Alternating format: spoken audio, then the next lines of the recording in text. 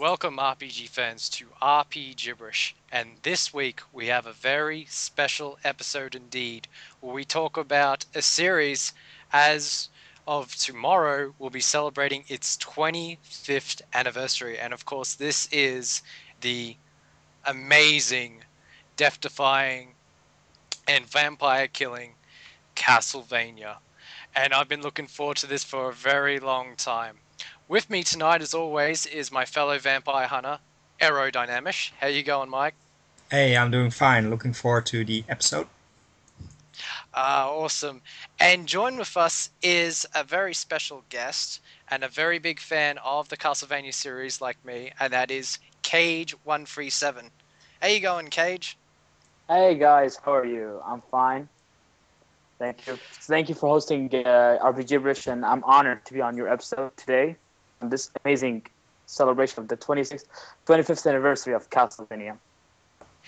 When I found out that that was happening, because I've known it at the start of the year, but when we started Rpgibberish, we were deciding on episodes, and this was a no-brainer for me because I'm absolutely crazy for all things Castlevania, and everyone will definitely know about it before the end of the episode tonight. So, to begin with, before we actually get into what we're going to talk about, we're going to talk about the series origins and how it kind of changed from one genre to the other, and I will give the floor to Aero. All right. Yeah, well, sure. The Castlevania series is, of course, a very long-running series. I believe it started all the way back in 1985 on the MSX and on the NES, and it's been a very long-running series for sure. But most people know this series as more of an action platformer series, which is the way I, got to know this fantastic series. I never played them back in the day, but with a lot of coverage online, with Angry Video Game Nerd and a lot of retrospectives that I've watched on game trailers and such, I've got to know this series and played the games for myself. And the main series basically ties in. There's an original trilogy on the NES, which are three games, and the second game already started to become a little bit else than a linear action platformer, in the sense that it was more open world and you could explore. And some people like to call that an RPG as well, but we'll talk about that later on. But that's the original trilogy, and then they moved on to the Super Nintendo, where they had Super Castlevania 4, which is definitely one of my favorite Castlevania games. Really great platforming, really challenging as well, and just absolutely fantastic. Stuff about it. Great presentation, music, and the boss fights are great. But that's more a linear action platformer, and then after that, you know it became a little bit hard to discuss the entire series because Castlevania moved on to a lot of different consoles at the same time. There were ports like Rondo of Blood for the Turbo Engine, Turbo Graphics. Then there were games for the Mega Drive, which was Castlevania Bloodlines. And that moved on, with remakes and ports and then new games and stuff like that on the PlayStation 1 as well, for probably the most noticeable title, which is Castlevania Symphony of the Night, which is considered to be the breaking point in terms of Castlevania, where it kind of moved into a different style of games that we'll talk about in a second, instead of the more linear platforming games. Now, like Greg already mentioned, I have not played a lot of the games that we're going to be discussing tonight. I have played Symphony of the Night to the end 2 months ago, and it was a great experience. But I like to call the reason why I have not played Symphony of the Night that much, or not earlier, is because I tend to prefer the more linear style games. It's basically, it's a lot of trial and error, a lot of challenging. You can really dig into a level in a game and just try to beat it, try to beat the game. And that's the thing that I did with the first three games, Super Castlevania 4.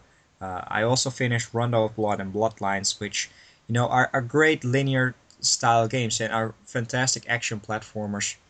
For sure, they rank amongst, some of my favorites, together with, say, Sonic the Hedgehog, Mega Man, Contra, stuff like that. Those old school 8-bit, 16-bit action platformers, which are a great genre for sure. But then they moved on into a different set of games, and I have not been able to play all of them yet. And I honestly have to say that I'm not that interested because I have such a huge backlog. But that's the reason why we're going to be doing this episode, talking about a lot of the more non-linear games, which borrow very heavily for the RPG genre.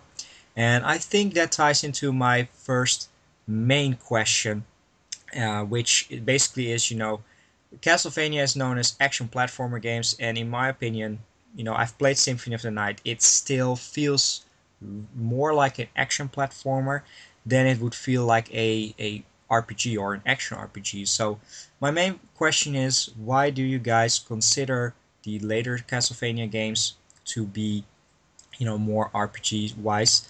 And we'll get to that right now. But finally, the thing that I want to mention is the last game in the series, Lords of Shadow. It moved kind of back into a more linear style, and I'm currently playing Lords of Shadow on the PlayStation 3, but I have not finished it yet, and I feel that that's a great game. But once again, more linear, more action adventure style that we're used to, with say God of War, which probably bore very heavily from another Castlevania game. But that's basically my history with the games. So I'm more of a linear Castlevania fanatic than say the RPG style. But hopefully you guys can convince me. But Cage, how do you feel about Castlevania being an RPG? I would like to hear your thoughts on that.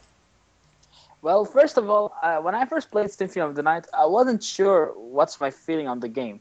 I loved it and I loved the music, but the game when I first saw Level Up, it was kind of weird, just saying, okay, we're going from a linear gameplay to Final Fantasy gameplay, and I was kind of, like I said, wasn't a big fan. As I played the game more and more, I said, wow, the game is amazing. I don't know why I hated it at first, but I kept playing and playing the game, and it was amazing. I'll be honored to say that game is my favorite game of all time. But like I said, at first it was kind of weird, but the game still is amazing. Alrighty. Now, Symphony of the Night was a big surprise to me because a couple of years before its release, I was introduced into the series by a little known game called Runner of Blood. In the PAL regions, it was called The New Generation. Now, I was very much into platforming games, and there was just something about the game that was just well polished and great music. And I came away from it thinking, wow, this is one of my favorite games on the Mega Drive. And a couple of years later, my sister, who was big into Castlevania, just basically picked out a game called Symphony of the Night, and I played it. And of course, the opening of the game is I don't want to spoil it, but it's actually a platforming section. But then when you do it, it moves into playing as Alucard, who is the main character of Symphony of the Night. And like I said, I was really, really shocked when I pressed pause and it came up with a status screen. And I remember screaming to my brother, going, "It's an RPG!" And he's like, "What?" And, we didn't think, we wouldn't associate Castlevania with RPG elements. But I remember him running in and, like, seeing Alucard with his level, the amount of gold, items, and equipment. It was just such a shock. But it's not the first time I've played a side-scrolling RPG. The last kind of game that was a side-scrolling RPG was Wanderers from East, and that's East 3. So it was very surprising to play another game with this sort of format. Now, I actually welcomed it because I'm crazy about RPGs. I thought it was a nice addition to the Castlevania franchise. And the fact that you can go back and forth at your own pace. I'm actually a big fan of large environments where you can go back and forward. There's nothing better than to encounter a place that you can't get to yet, but then getting an item or a key or some form to progress through that blockade. There's nothing greater than just go, "Oh, I remember that place, now I can get past it." I actually really like that style of game, and Castlevania provided that. Symphony of the Night provided that. But what I really liked is just, you can grind, to level up Alucard. But mind you, it was a very lengthy process. But uh, one thing that just struck me when I played the game for the first time was the voice acting, and I thought, wow, this is fantastic. These days, it's actually criticized immensely, but I loved it. It provided its own unique charm. But the one thing that probably stands out most of all for Castlevania Symphony Night is, without a doubt, back in 1997, I said to myself, in terms of 2D visuals, this was the best. The level of detail that went into the environments was not seen by any other game. Just all the different areas of the castle, you just notice all the intricate details that goes into the backgrounds and all the platforms and everything. I was absolutely drawn into this world that provided, and I absolutely loved it. I don't want to talk about the story too much because I don't want to spoil it, but one thing I just want to touch upon quickly, and it's a very funny story about Symphony of the Night. When I played in 1997, I beat the final boss, or who I believe to be the final boss. And I actually kind of got disappointed because you can get to that part in about 4 hours. And I actually stopped playing it because I thought I finished the game. And it wasn't until I went into it again. What's really funny is when I thought I finished the game and beat the final boss within 5 hours, I found out years later when I went to high school from a friend that he wasn't the final boss, and I actually got the bad ending of the game. So it was really interesting to know that I didn't complete the game, and there was lots more to it. And he told me that you need to get a special item to, progress through the final battle, and then onto the other half of the game, which I thought was amazing. And when you go to play it, you just can't believe that this is that it happened. But I just knew it was something special at that time. It was different from other games, and I didn't play Super Metroid until years later. So it was kind of a fresh experience for me. And it wasn't until another friend told me that I remember bagging Super Metroid. I thought it was just some shooting platform game. And it wasn't until a friend of mine said that it was exactly like Symphony of the Night that actually made me go play Super Metroid. So I owe a lot to Castlevania because that also got me into the Metroid series. But absolutely adore Castlevania Symphony of the Night. It got wide critical acclaim from mostly every magazine in the country, and everyone loved it. Unfortunately, it was very rare in some countries. It didn't have a lot of copies published, but yeah, it's still a fan favorite across the world. And when you play it for the first time, you can understand why.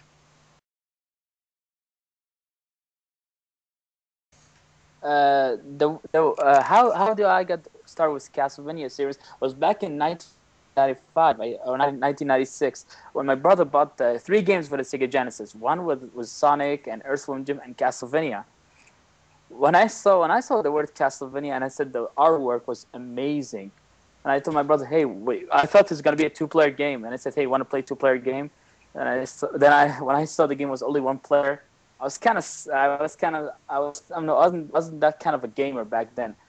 But I said, okay, I'm gonna play, and I played with Eric Ricciardi.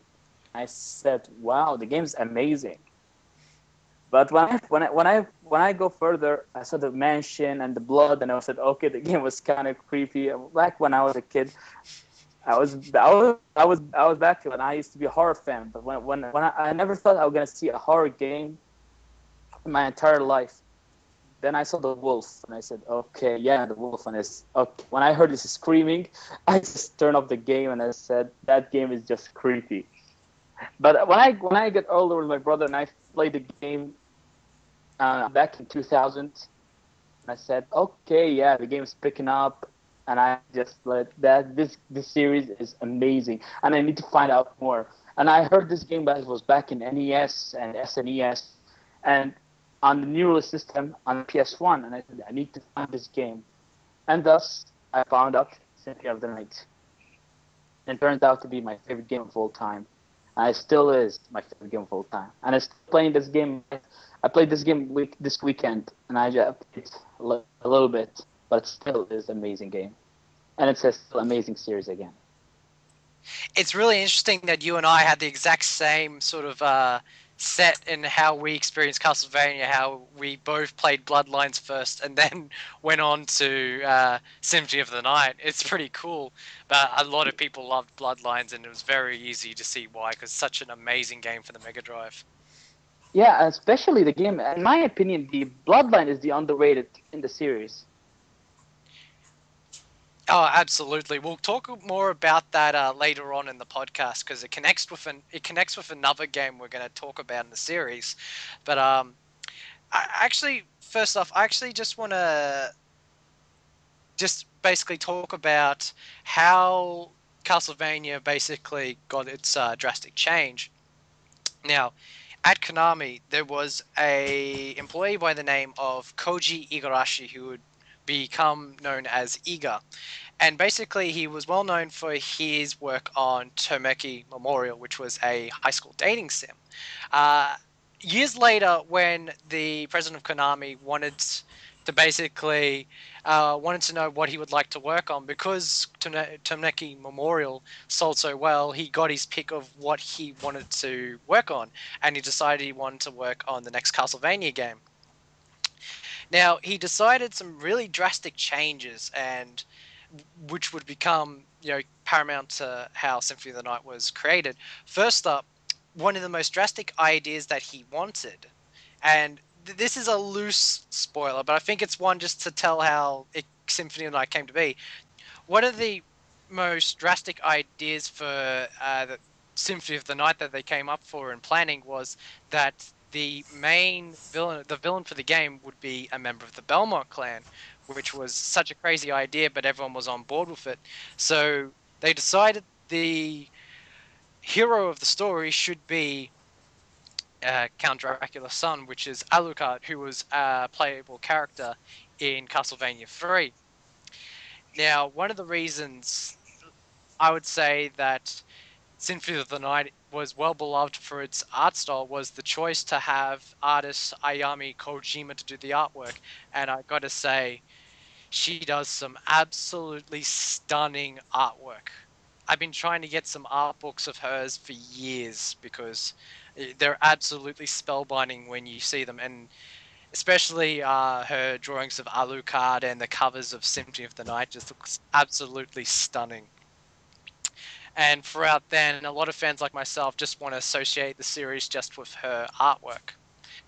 Lastly, one of the major elements that made Symphony of the Night a fan favorite and make others fall in love with it was the music. And they got composer Michiru Yamane to compose the entire soundtrack. And I gotta say, for 997, even though it was a 2D game and in a world where everyone clamored for 3D, the music quality was above nearly most games that I played at the time, and kind of told the story. It helped tell the story of the game, in my opinion. And I still to this day listen to her tracks whenever I have free time when I'm not playing games. And yeah, it's just all these little elements that went to create Symphony of the Night. And like I said, it got critical acclaim, and just a few elements that was really cool in Symphony of the Night was to progress in certain areas. Uh, Alucard would get a special skill that would be in the form of a relic, and when he collected these relics, he was given other special skills. Like one was to turn himself into a wolf, where he can get through small cracks. The others was to turn into a mist, where he can go through like iron bars, or was to turn to a bat, where he can fly around to high places. And this is just one part I really enjoyed of the game, and I really like it when you explore and find new items and new relics. I'm that type of gamer that enjoys stuff like that, where your hard work of exploring pays off when you get the item at the end of the road. One of the other things I reckon that stands out in Castlevania Symphony of the Night is the boss battles. Oh my god, did this game have some of the best boss battles in 2D history.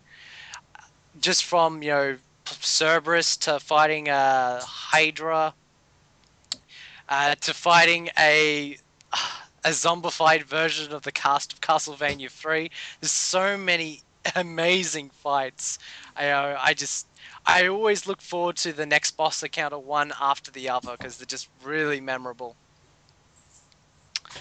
Uh, but yeah, there's just a few thoughts on why I loved Castlevania Symphony of the Night. Cage, do you have any more to add? No, really, you just summed it all up. Awesomeness was awesomeness. Thank you. Thank you. Yeah, You really. Oh, excuse me. There. Yeah, you continue. No, I mean you really just added more and more. The more you talk, the more awesome you get by talking about this awesome game. Oh, why, thank you. Uh, Probably just a quick question. What would be your favorite music track? Because I was going to ask this to both of you. Cage, first up, what would be your number one favorite track from Symphony of the Night? That's tough. That's tough. I have to say the music of the painting. I forgot its name. I don't know. I always get the name of Lost Painting? the. Yeah, the Lost Painting. I don't know why I always forget about that name. But the Lost Painting is my favorite music. It's like telling a story. It's like Yep. telling a story in the snow. I don't know, but when I always heard about this music, I was thinking about snow. I don't know, because I love snow because it's one of my favorite seasons. I love snow, and when I heard about this music, I said, "Wow, that music just screams epicness." And my second favorite music, it has to be Dracula's Castle. Yeah, yes, absolutely. I can agree with you there. My two favorites are Tyre's Dracula's Castle, and that's the music that plays when Alucard enters the castle. One of the reasons I love that game is the atmosphere, and when you enter the castle for the first time, there's no music. You just hear the blowing wind, and you go into the castle, and it's pitch black. But as you move more closer and more closer into the castle, the light illuminates the area, and Dracula's castle plays in the background. And at the time, I must have been about 12 years old, and I thought I have never heard anything like this in a video game, and it got me really pumped up to play the entire game. It's just an amazing track to start off with, and it become a sort of a recurring thing in Castlevania games where they would probably create one of the more better tracks to open the game with to get gamers pumped up to play the entire game. And my second favorite, that I should say the one that ties, is the Tragic Prince, which is the Clock Tower theme. Oh my Oh, god, I love it so much. The guitar work in that track. Oh, at times I feel like headbanging while I'm playing the game because it's just so good. you know Aero, what's do you have funny? any favorite? Oh yeah, you go. Sorry, Cage. I'm sorry, guys, but the one thing I love the West Symphony of the Night, when you lose, I always get mad. I've lost. But when I go back to loading the game, I always be happy when I'm gonna hear the music again. You know, it's kind of rare when you listen to music. Because it never gets old when I listen to Castlevania music, especially Symphony of the Night. But the game, when you lose game over, I said, "Oh, okay, I'm gonna listen to music games. I'm gonna listen to the music again." It's a win-win situation for me. You know. Cool. Yeah. Yeah. Speaking of that game over screen, that was creepy back in the day. Just seeing it drop, and then it comes game over, and the big looming Oh demonic my. voice, Oh. and then down below it Game has "Thank you over. for this." Thank you for this evening. That's for wow. It makes you I, feel like you lost. That's for sure. but yeah, but the game, the music, the music, the atmosphere is 10 out of 10. I don't know, but I'm gonna keep saying 10 out of 10 about this game. Absolutely. Just quickly, Arrow. Did you have any favorite bits of music from the game? Well, to be honest, I am not that well known with the soundtracks that I know titles and areas and stuff. Yeah. But just the overall feel of the soundtrack was proper enough. I should give this soundtrack more of a listen to. But the boss fight music is epic. The start of the games that I usually have. But my favorite tracks are definitely from Super Castlevania 4, which just has an epic soundtrack as well. But overall, great soundtracks for sure. If you played these games without sound, you're not playing a Castlevania game for sure. No, no, not at all. It really has to accompany it. It's become a part of Castlevania, for damn sure. Pretty much it. It's Yeah. like peanut butter and Um, jelly. It's like peanut yeah, butter and jelly. pretty much, absolutely. But I must admit, I've got lots to talk about the game, and I must admit I've been going everywhere with the subject, and I've kind of have covered it. I don't want to spoil the storyline. There's lots of twists and turns, but one thing I just want to warn people about: it's not that dialogue heavy. The cutscenes when they do have conversations is very far and few between. 20 But I second long, think I think. that sorry. 20-second long. That's the most I can count. Like, it's 20-second gameplay. Yeah, You pretty know, much. But because it's more rarity in the game, you kind of it's more memorable in a way, and that's how I felt about it. But that's all I'm gonna say because I don't want to spoil the storyline. But make sure you search every nook and cranny in Castlevania Symphony of the Night, and like what I said before, when you think you've been the game, you haven't, and you'll be amazed what happens after when you believe you've been the game. So it just really shocked me back then. One question I just want to ask Cage: did you know what to do when that happened? no, I actually just went straight forward. Back then, Yep. just went straight forward. But when I knew about the you know what, and I said, oh, cool, better. Then restart the game. It just added more replay value, and I was kind of happy. And I was kind of happy that the game was more longer and more. I don't want to spoil again about the game, but you feel like you accomplished when you finish the game entirely. Absolutely, and it does have a percentage meter, so you know that you've fully completed or not, which would become a staple in the series, which I think is awesome. Just makes you want to get 100%, you know, which is always something that I strive for. What's really funny in this day, uh, I actually just want to play the storyline with most RPGs. I couldn't be bothered doing the extra content.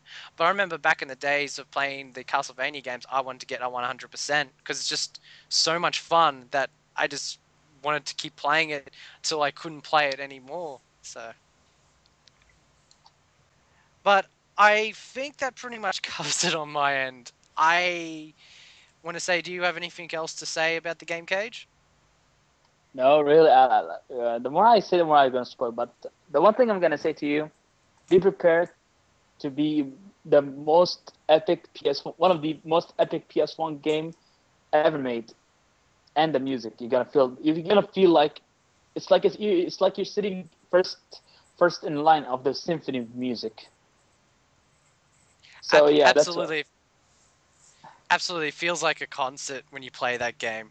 Absolutely amazing, and it's actually one of my top 10 PS1 RPGs. It just doesn't get any better than Castlevania Symphony of the Night. Before we go true to the there. segment, I just want to ask to my good co-host Aero, any more thoughts you have for Symphony of the Night of your experience? Well, let's see. I finished the game 2 months ago, and yeah, it was the first Castlevania game that I played in probably 2 years, and it was great to play it once again.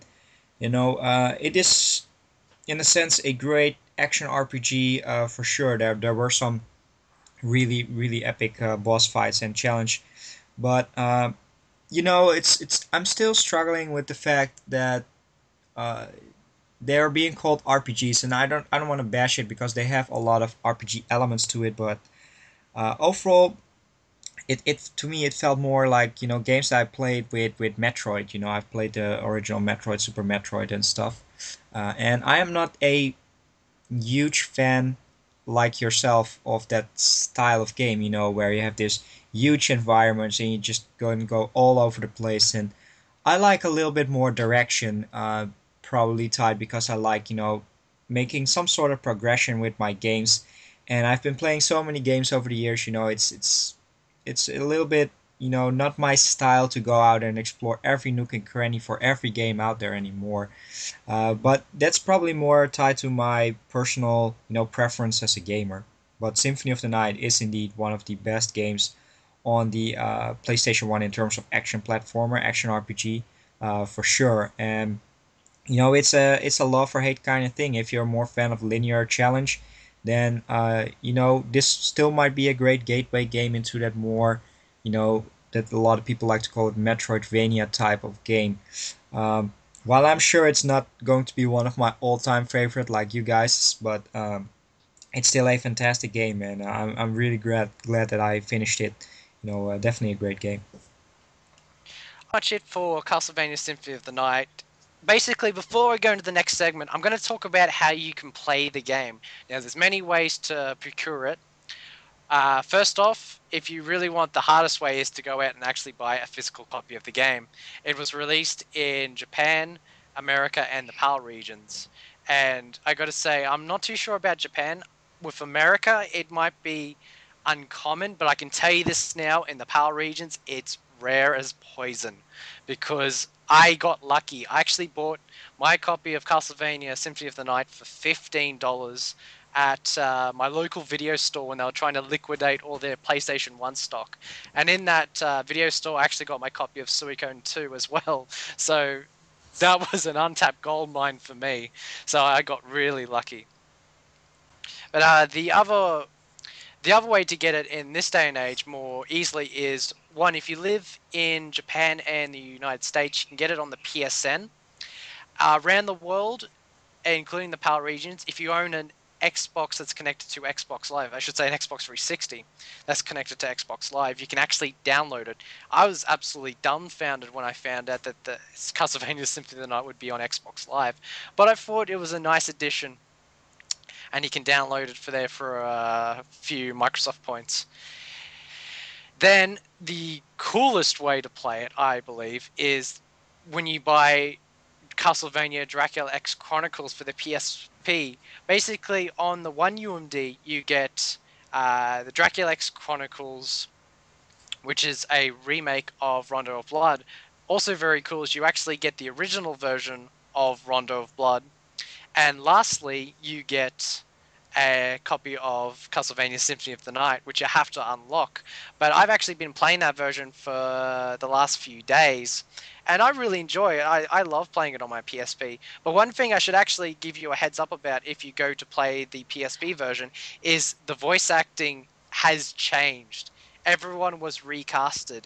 And to tell you the truth, it's not bad, but it doesn't beat the original. The original voice acting was just amazing, especially Alucard. Alucard in the original version just had this deep booming, godlike voice that really kind of added to his character being a half vampire.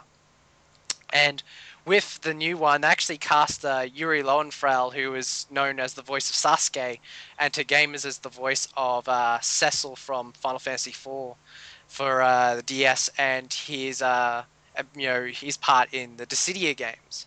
And he's alright as Alucard, but I just prefer the original voice. But it's not bad; it's just different. But that's the ways that you can play Symphony of the Night. I highly suggest you find a way to do it because it's one of the best games you'll ever play.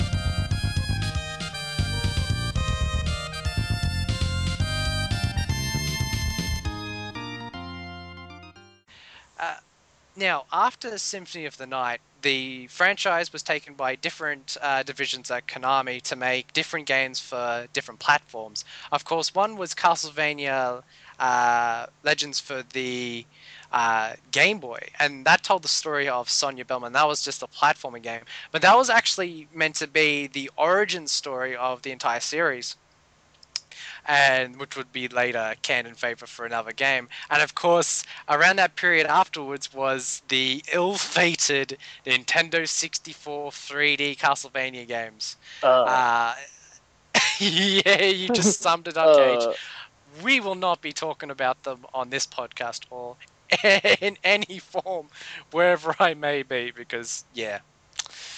Anyway, after the ill-fated N64 games, Nintendo was pretty much done with the Game Boy, and they want to move to their next one, which would be the Game Boy Advance, which at the time I didn't know much about, but I read up on it that it would be a portable Super Nintendo. My eyes lighted up because I absolutely love the Super Nintendo.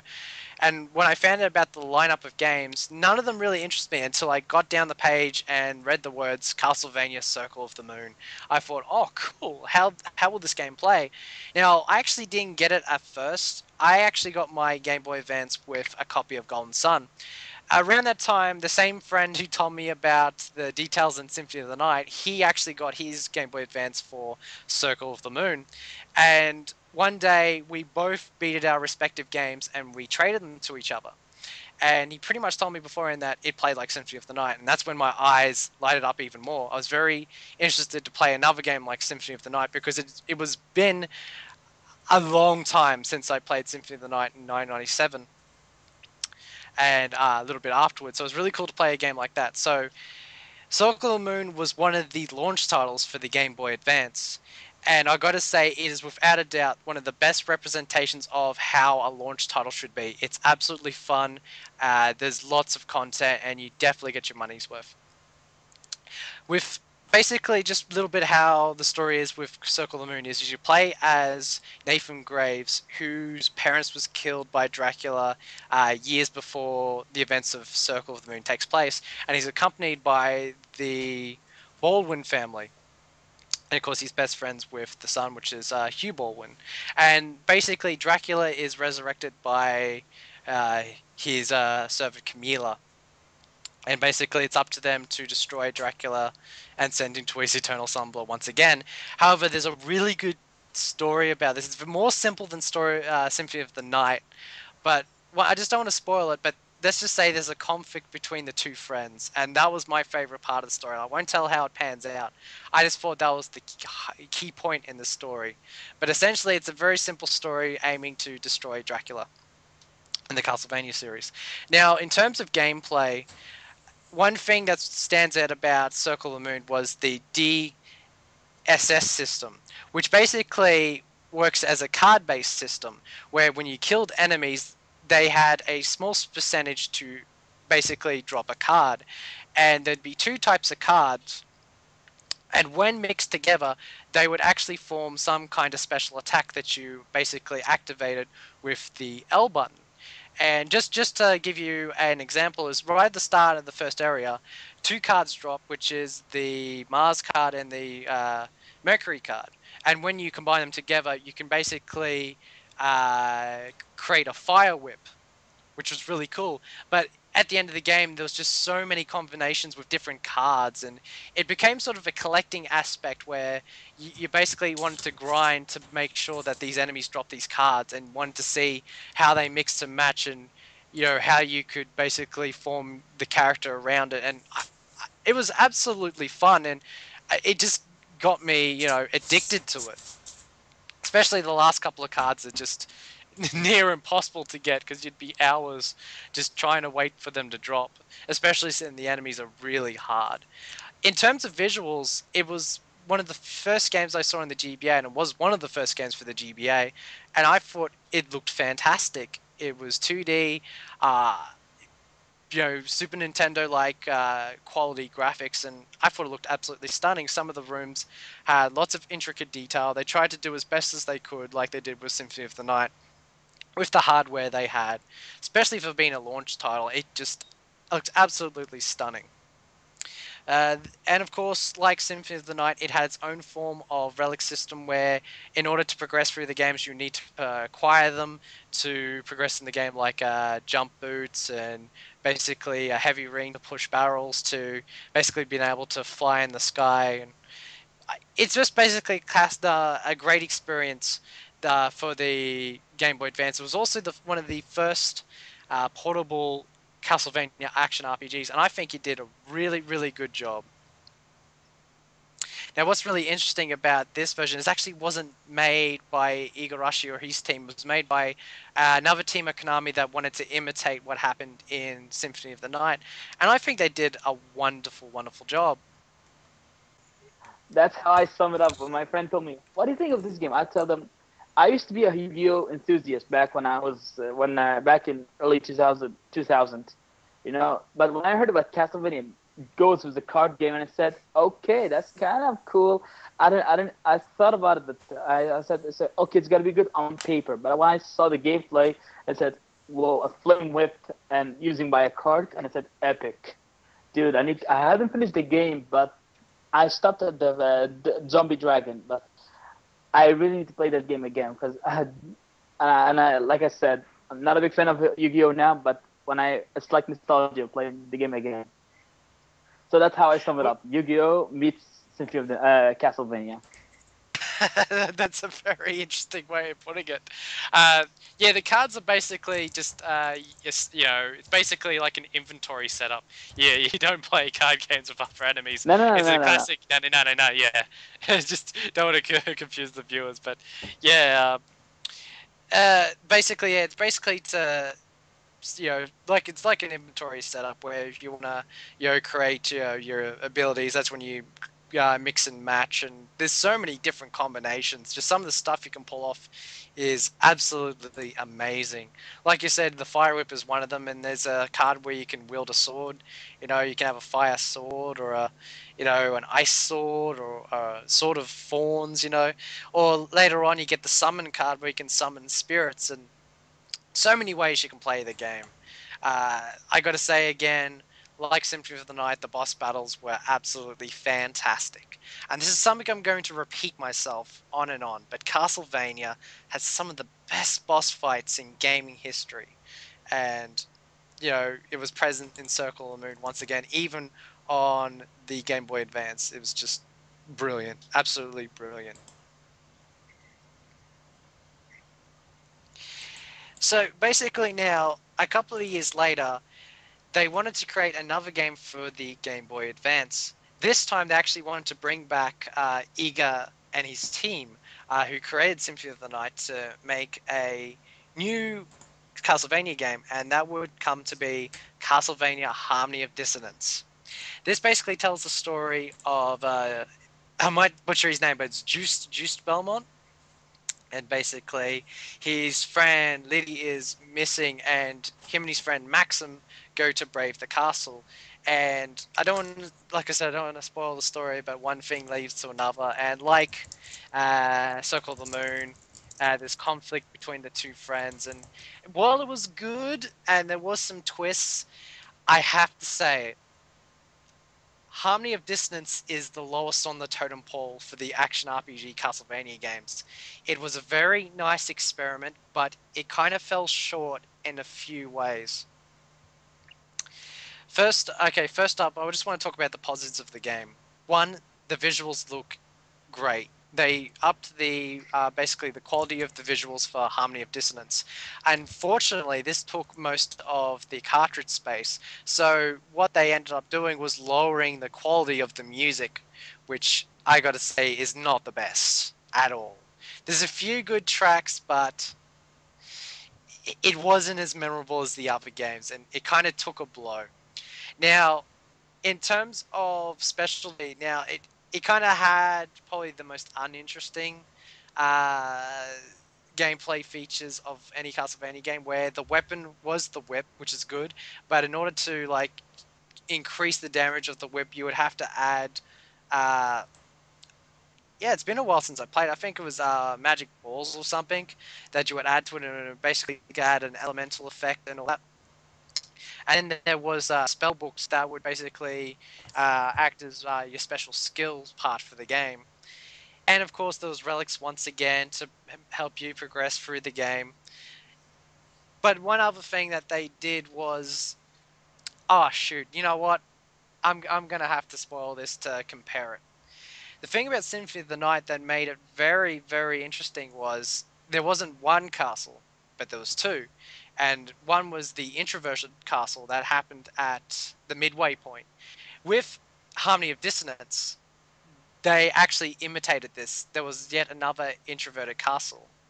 And I don't know, I thought that it wasn't handled that well in Harmony of Dissonance. It may seem like I'm absolutely bashing this game, but I gotta say, it's still an enjoyable experience. It's Castlevania, it's an action RPG Castlevania, of course I'm going to enjoy it, but I just thought it wasn't as good as the other games. But Cage, do you have any experience with Harmony of Dissonance? No, really, I just played like I remember my cousin used to own this game. I played like 3 minutes or 5 minutes of the game, but it played like Symphony of the Night, 100%. Nothing has changed, but it's great. Then I remember the game was good, so I can really tell about this game. But need to play that game again. Need to find that game. Yeah, I tried to play it again, and it just made it even more. Wouldn't say worse, but I tried to play it again after I played the recent DS games all those years ago, and I just got to say, yeah, I still think it's a good game. It's just not as good as the other games. I think that's the best way to say it. But Yeah, that's just, yeah, my opinion is the boss fights are still great. Nothing wrong with them except the final battle. I got to say wasn't the best. To be perfectly honest. But one of the things that I think a lot of people liked about it was Juiced was the grandson of Simon Belmont, and old school fans got a kick out of that. What's really cool is once you beat the game, there's actually a mode to play as Simon in his 8-bit form, which I thought was pretty cool. So fan service yeah, at its best. what was that? Sorry. Fan service at its best for the fans. Yeah, we'll talk about one of the games that was pure fan service for the fans, and indeed that will be coming up when we talk about the DS games. But like I said, if you've played all the other Castlevania games, you haven't played Harmony Dissonance, you can't go wrong. Personally, if you haven't played any of the Castlevania action RPGs, I wouldn't start with Harmony of Dissonance. That's just my opinion. However, as much as I was a bit down on the game, a year later they would make up for it in spades, because the next game they would create would be Castlevania Aria of Sorrow, and I gotta say, this is one of the single-handedly best games of the series. Absolutely love Aria of Sorrow. It's got probably one of the best storylines of any Castlevania game out there. Just to set it up, you play as a character who is called Summer Cruz, and he basically lives in Japan. And basically, one day he goes to the local shrine with his friend uh, Mina. And what ended up happening was, in the eclipse of the moon, they are basically transported to Dracula's castle, even though it's not referred to as Dracula's castle. And basically, someone wants to figure out a way how to basically escape there with Mina. And during this journey, he finds out a lot about himself and who he is and why people are interested in him. But I don't want to spoil it because there's just so many great twists and turns in this game, more than any other Castlevania game there. But the characters on both sides, they're just really well done, and I just enjoyed every bit of it. Now, what also made Aria of Sorrow very, very enjoyable was the amount of tools you had at your disposal. One, basically, Soma Cruz is not like the Belmont clan, where the Belmonts usually just like to use the vampire killer, which is the whip, and Alucard in Symphony of the Night only used swords and maces. Basically, Soma Cruz could wield an array of weapons, from rapiers to claymores to spears, to daggers to basically using knuckle butt dusters to using a handgun. And it was so much fun just trying out all these wonderful weapons, and it just added, you know, basically more of a choice. And there's so many ways you can play the game with all these different arrays of weapons. Now, what also was very cool about the game was Soma's power was that he could basically absorb the souls of enemies. Now, like Circle of the Moon, where there would be a very random percentage that the enemy might drop a card, the enemy would basically drop its soul. He would absorb the soul. It wasn't 100% that you could do that every time. It basically, again, you need to grind in order to collect souls.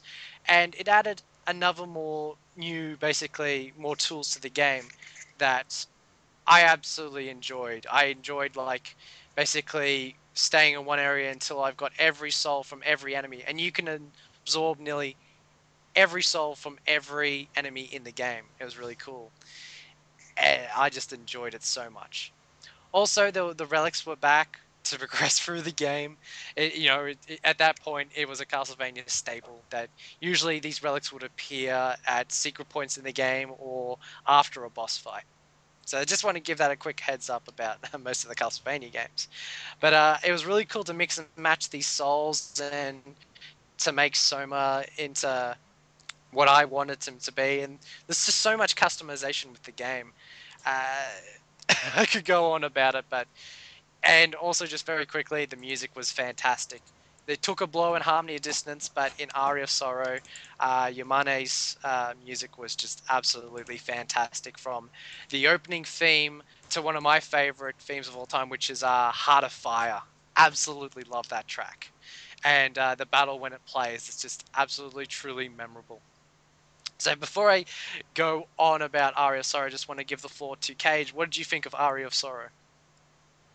Really great, really awesome. Just I have to sum it up with two words: clap, clap. That's it. Clap, Because clap. that game,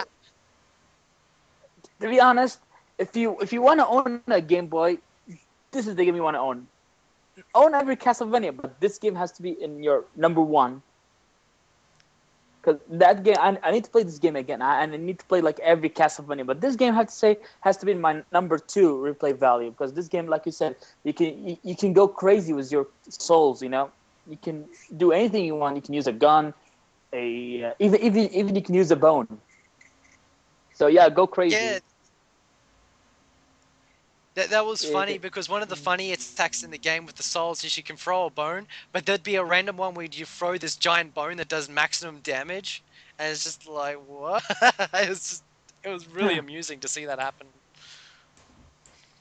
so, but But yeah, the Aria of Solo, Aria of Soul, sorry, uh, really was like I don't want to talk about the game because I don't want to spoil it, but you're gonna go crazy when you play this game like I did. When I first played this game, it nearly took me like 40, 50 hours just to do just to do every souls, not to collect every soul, but to experiment every soul to see the game, what it could reveal, you know.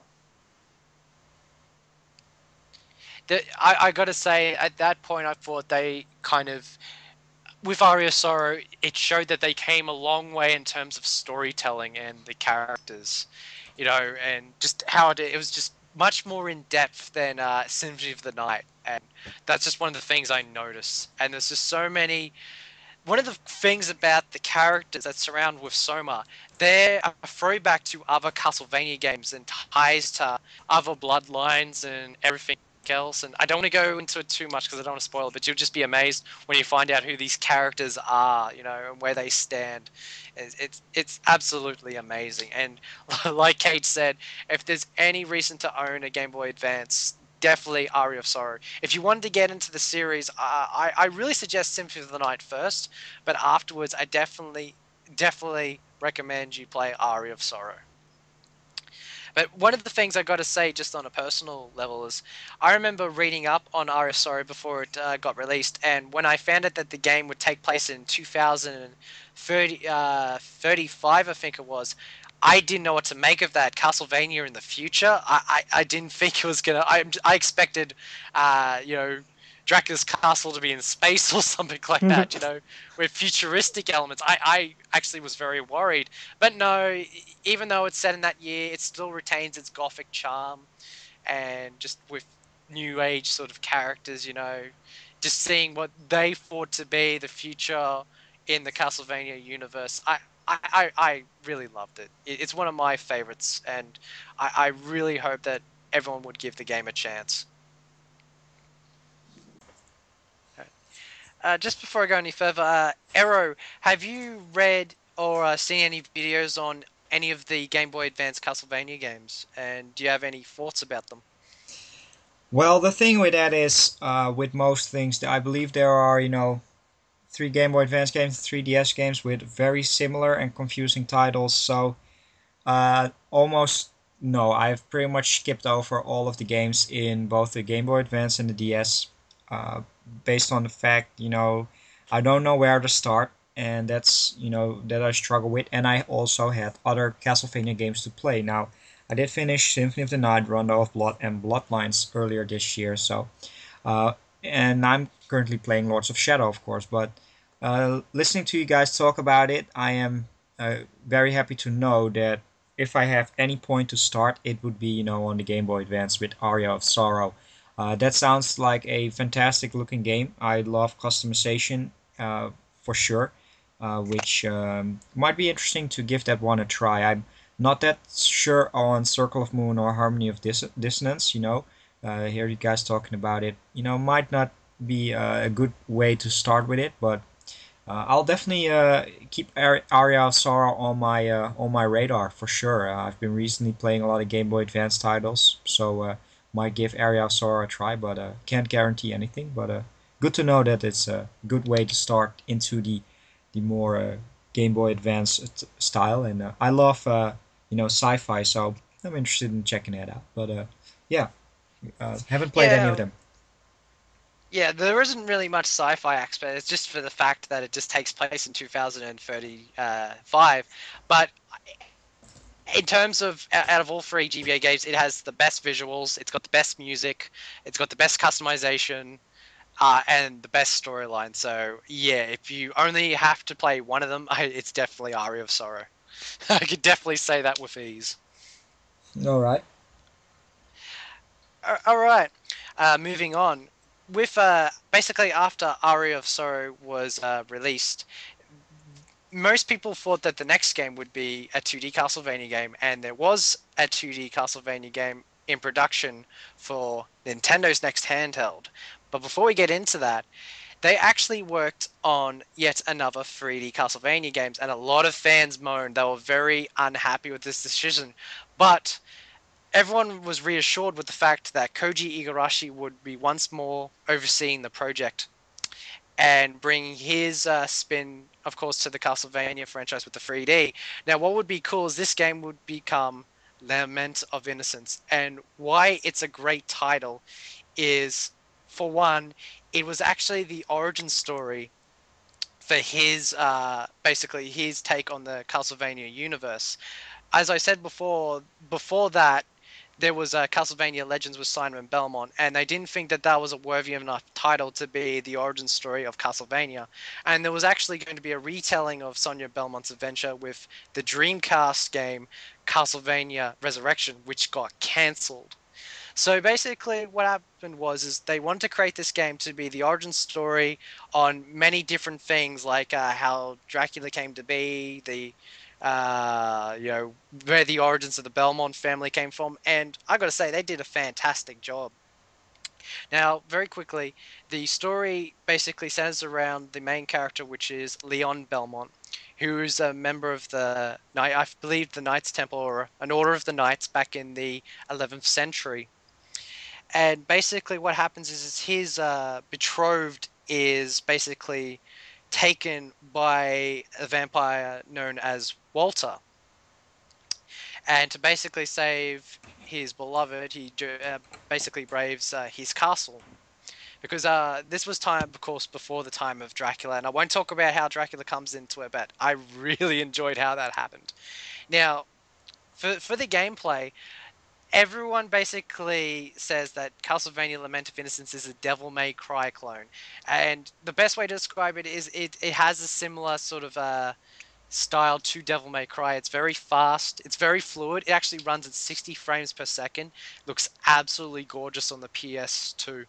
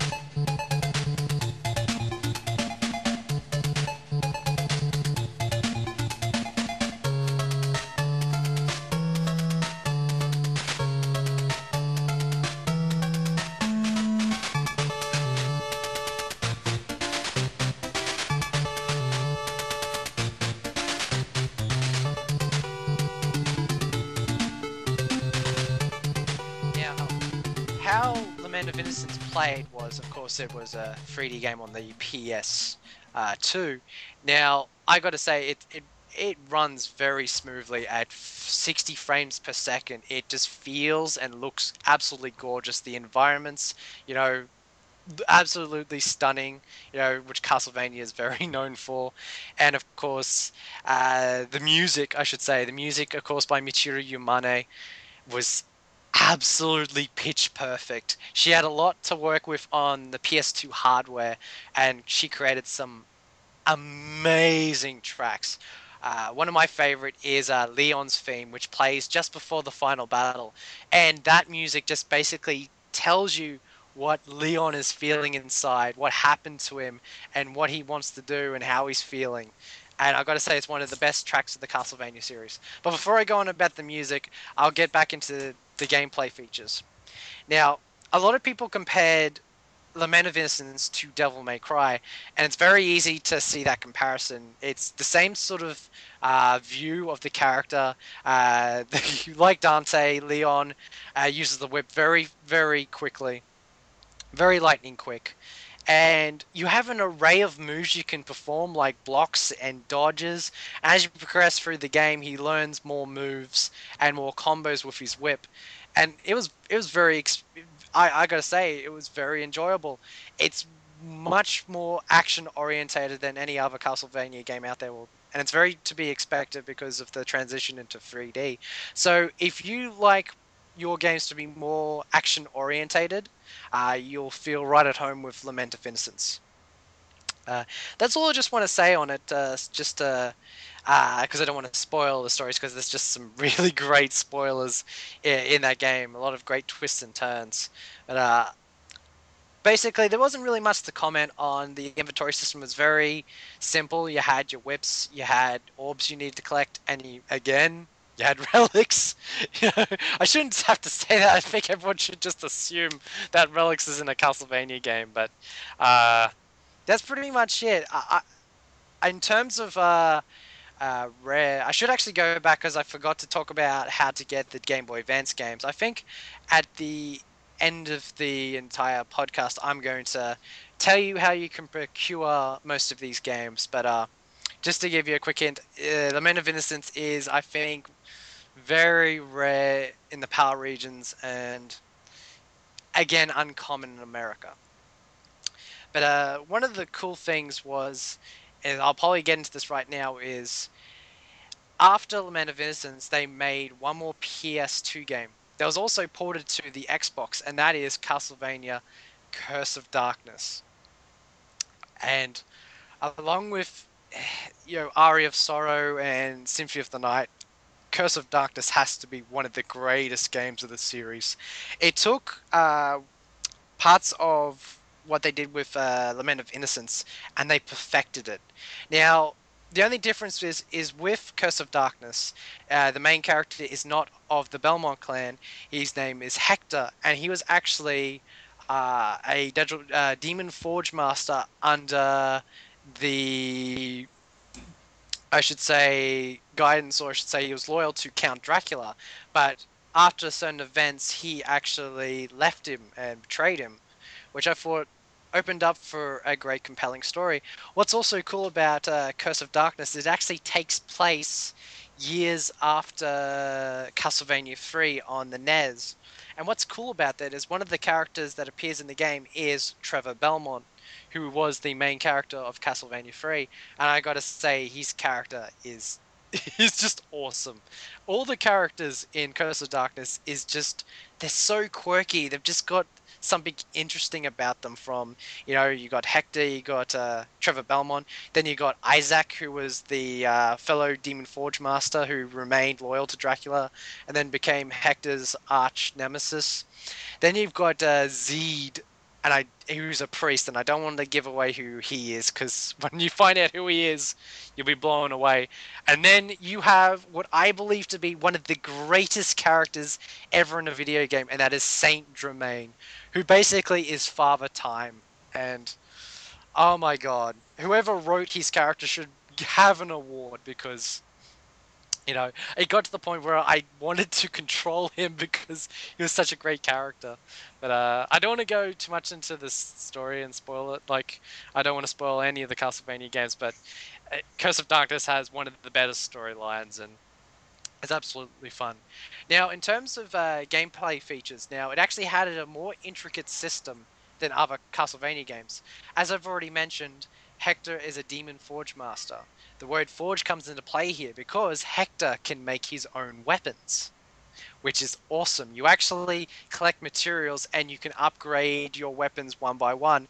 And usually it starts off with just a linear path for how you upgrade your weapons, but then it branches off into other weapons. So you could spend hours just trying to forge every possible weapon at your leisure.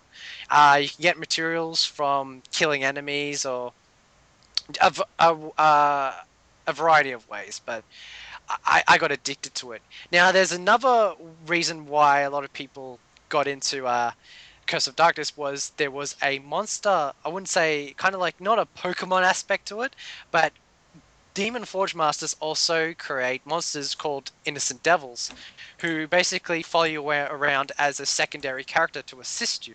And that also had an intricate system where you would have your Innocent Devil, evolve into another Innocent Devil, and there was different paths you could take with evolving your Innocent Devils, and again, like creating your weapons, it added another dynamic to the game, and you could spend hours trying to get the perfect Innocent Devil to follow you. What was really cool was the one I used was this awesome sort of skeletal lord, and his attacks were just amazing. And it was really cool later in the game that you would get an Innocent Devil that would mimic Isaac's. And it was very cool to go into the boss battle to have two of the same. It just looked fantastic. Again, it ran at 60 frames per second. Absolutely gorgeous. It just felt like a dream to control. Except because of the different array of weapons, it just made it even more awesome in my eyes.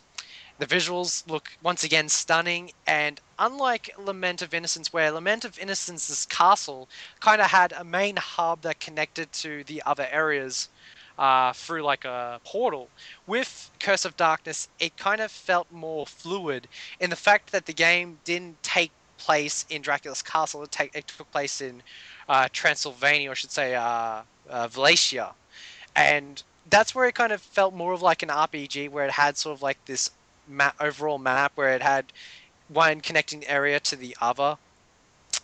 It just felt like a fantastic journey, and I loved it. What's really cool about Curse of Darkness, it also came with a trial in one area where there would be 50 floors. I can't remember. I think it was 50 floors, but it was a gauntlet, and I remember that being extremely hard. But it was a great place to rack up XP and gold and materials. And I love games where it provides like a gauntlet near the end or halfway through the game, where it can be a challenge, but it can also provide you with necessary materials, to continue on with the game. And Curse of Darkness did that. But one thing I have to say before I end talking about Curse of Darkness is the music. The music, in some ways, is not only just as good as Symphony of the Night, it's actually sometimes better. One of my favorite tracks of Curse of Darkness is I don't want to spoil it. Well, I'll have to talk about this track. Was in the game, you actually fight Trevor Belmont, and the battle theme that accompanies the boss battle is without a doubt one of the greatest boss themes I've ever heard in video games. Just if you basically on YouTube right now listening to this, when you're done, type in Castlevania Curse of Darkness, Belmont the Legend, and let your ears have a treat, because it's just a fantastic track. That's it for me in Curse of Darkness. I feel like I'm out of breath. I'll give it to Cage. You have, but from what I've been heard, you haven't played Curse of Darkness yet. Am I correct? No, really, yeah, because yeah, it's kind of rare to be honest. When you said it's kind of rare on Lens Innocent, well, here in that we get the American versions, is Dark Curse of Darkness is the rarest. Oh, really? Yeah, ironic, I know. you know, I- uh, I remember when I found it sealed. I remember it went way up in the local store, like $80 for this game, and I said, "Oh, come on, dude, it's not that worth it." But to be honest, now I really need to buy this game for $80. I would buy it now, but now it goes up like I think like 100. I don't know, but yeah, Limits of Innocence, you can find it like $10, $14 on our local store. oh, wow. That's yeah. That's So yeah, crazy. and I really need to play those two games. But Lament of Innocent, I heard a lot of people say the music looks awesome, and it's the origin of the Castlevania. And I said, I really need to play it. It's sad my PS3 doesn't play PS2 games, but other than that, I need to play it now. I'm looking forward to play it these days. That's really interesting. That it's only $10. I think I got mine for Lament of Innocence. See, one of the things I should cut in now is Castlevania in the PAL regions. Konami of Europe has made some really stupid mistakes. The fact of the matter is they're not good with subtitles. With the second name, usually it'd be Castlevania: Lament of Innocence. In PAL, it's actually just called Castlevania. There's no Lament of Innocence. They also did this with Circle of the Moon, and this confuses the heck out of people. Where they do this in America. In Japan, the names are entirely different. Like, it's not called Symphony of the Night in Japan, it's called Nocturne in the Moonlight. And the other games have different names as well, so it's very hard to know what's what around the world when it comes to Castlevania. I just wish they were all on the same page. Oh yeah, especially correct if I'm wrong, but I heard a lot from when I heard people said the mistaken the storyline, especially with Dracula's curse, they mistaken the story with Sypha. Yeah. A lot of people thought that she's a girl, but in the American version, she's a guy. So Yes. yeah, Oh, yeah. I have nothing wrong with changing names, but changing the main story to a female to a male character, that's kind of a problem, especially when you're growing up in the 90s or the 80s, if you want to call it. You know, people said, "Oh no, she's a guy," but in our version, she's a girl. That's kind of get a lot of problem. You know, What's really funny is even though we won't be talking about it in this episode because it's not an RPG, was Judgment was one of the last few games that Eager was overseeing, and that was like a fighting game for the Castlevania fans. What's really funny is Sylpha's character, even though she's a girl, she's very masculine and doesn't like her femininity. So maybe that's poking fun of the confusion what happened back then. You know. yeah, but it's okay. But now let's hope this is the last mistake they're gonna do. That's I'm really rooting for Konami this time. Yeah. Oh god. Okay, moving on.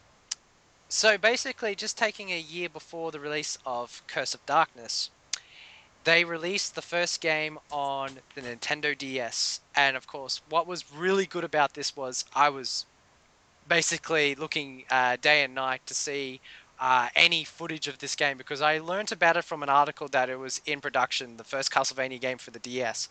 And one night I looked up an article, and then it basically said that this Castlevania game would be a direct sequel to Aria of Sorrow. My eyes lighted up. A direct sequel to one of the best stories of the series on the DS. I didn't know what to expect because I didn't really see much footage of DS games except for like Super Mario 64 DS. I was kind of expecting it to be 3D, but no, they said it was completely 2D. So I was like, oh, thank God. And then I remember seeing this two-page magazine spread, and I saw the visuals, and I thought, oh my God, it looks exactly like Symphony of the Night. You know, it just looks absolutely stunning. And I remembered that basically when I saw that, I went out and got a DS. I didn't get any games for it.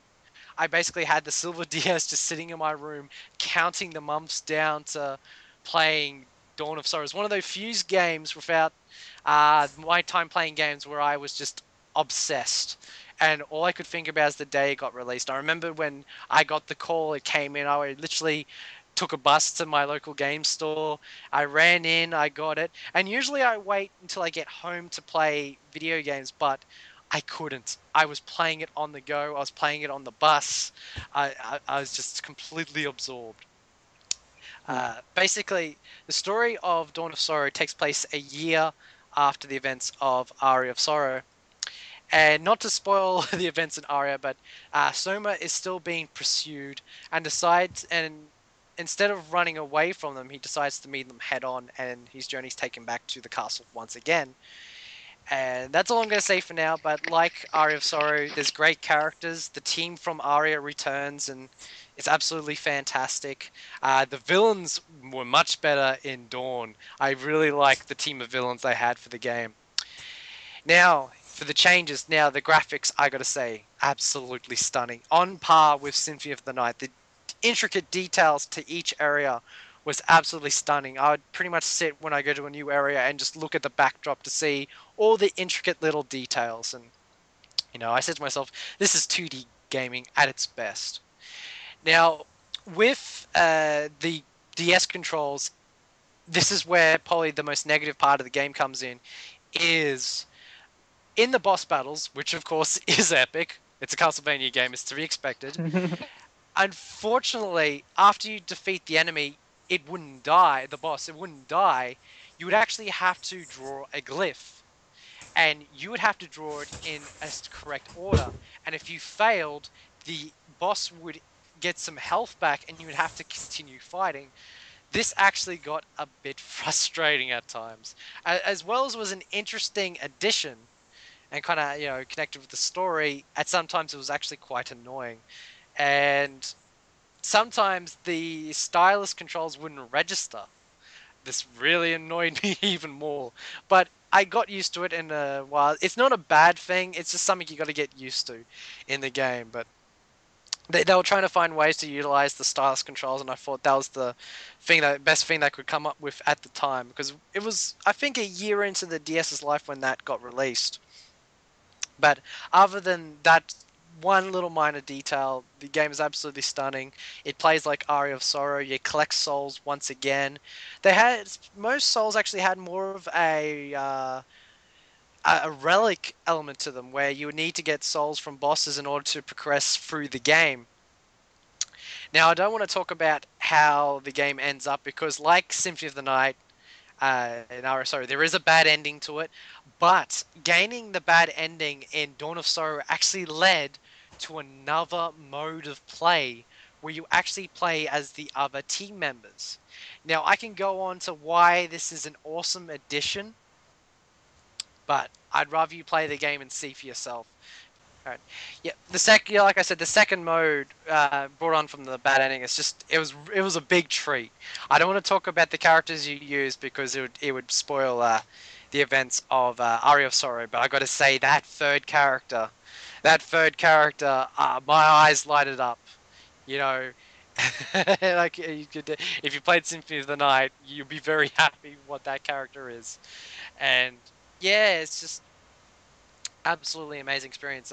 Yamane's first time music for the DS, absolutely stunning. I there's so many great tracks like the opening area, but then the I like to call it the top floor theme of the castle, which was called the Pinnacle, was such an amazing piece of music. I remember pausing the game just listening to it, and I'd listen to it not for minutes but to hours on end because it's such a great piece of music. But that's all I'm going to say about Dawn of Sorrow. Cage, I really want to know what you think about Dawn of Sorrow. And I have to say, believe it or not, this is my second reason why to buy DS. Back when I didn't own a DS, but the first reason why I should buy the DS was Final Fantasy IV. But that's another story. But when I heard that they're gonna make a sequel to Aria of Sorrow, and I said, "Wow, really, really?" And I said, "I need to buy DS just for those two games."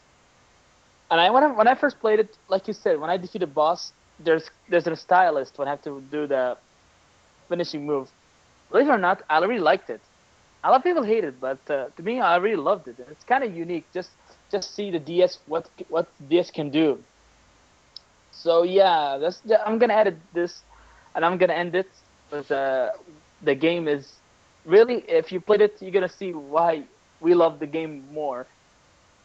And that's if I said more, I'm gonna spoil the game. But I'm gonna say to you, prepare to be amazed when you see someone on the game. Yeah, absolutely. Just very quickly, what was your favorite track from Dawn of Sorrow? Because easily one of my favorite soundtracks. To be honest, I kind of really forgot because it's been 3 years, I think, played the game when the DS was new back then. But Yes. it's been a long time. Wow. When I bought the DS, the day three, I think, when I bought the game. So really been a long time. Wow, has been that nuts? It was actually made in 2005. It's been way longer. It's been nearly 6 years. Oh my god! I thought, to be honest, I thought it was like 2 years ago when I played the game. Yeah, but isn't that the thing with good games? You feel like that you've played them not that long ago, but then you figure out that it has been a while. Because yeah, it's been a while for me in Dawn of Sorrow as well. But what But was really cool? Yeah, you go. Sorry. I'm gonna add. I'm gonna listen to the game again. I'm gonna listen to the music, and I'm gonna add an adaptation if you want. Because I remember there's one music that like you said, I always when I play a Castlevania game, I always have to pause the game, like you said, to listen to music. One music I remember listening to it. I don't know, but when I hear it, I'm gonna add adaptation on it. Yeah, cool. We'll do that for you. Yeah, definitely. Just give yeah, just give me a call on Skype and just let me know what it is, and we'll Yeah, add it in sure. for you. But yeah, there's so many good tracks in Dawn of Sorrow, and like I said, like Aria of Sorrow, it had one of the best storylines, and I thought it had, in terms of video game sequels, it was fantastic. It had another great storyline with, the same fantastic characters, and it's a must-buy for, you know, anyone that wants to get into the Castlevania series or anyone who hasn't played it yet. I highly suggest you do so now because it's a reason to buy and own a DS. It was my reason to own and buy a DS, and it was definitely worth it. Pretty much it. Now, sorry, what was that? Sorry. Pretty much it. Pretty much it. Pretty Yeah, pretty much. much it. Oh my god, yeah. As much as we've got just this time frame, we don't want to go on and make this a 3 hour podcast. I just want to tell everyone about these wonderful games, and as much as to the point, but not spoiling anything, which is very hard. Trust me, it's for the best because we don't want to ruin No, the no, no, no, experience. no. Yeah, yeah. When I talk something that I really love, I don't want to. I want to ruin it. Why telling the people something good? Tell them, go ahead, enjoy it. It's like saying a surprise. It's like giving them a present. Open it. You know? Yeah, exactly. Especially with Castlevania is one of the best kinds of Yeah, presents you can ever have. yeah. It's Um, like a Christmas to me. Now, the next game, which was also on the DS, this is an interesting title, I gotta say, because the production for this, and I gotta say, it was very, very cool. One year in 2006, when I found out that the next Castlevania game would be on the DS, it'd be, on the DS, I thought, oh, cool. Yay, because I love Dawn of Sorrow and it would use the exact same engine.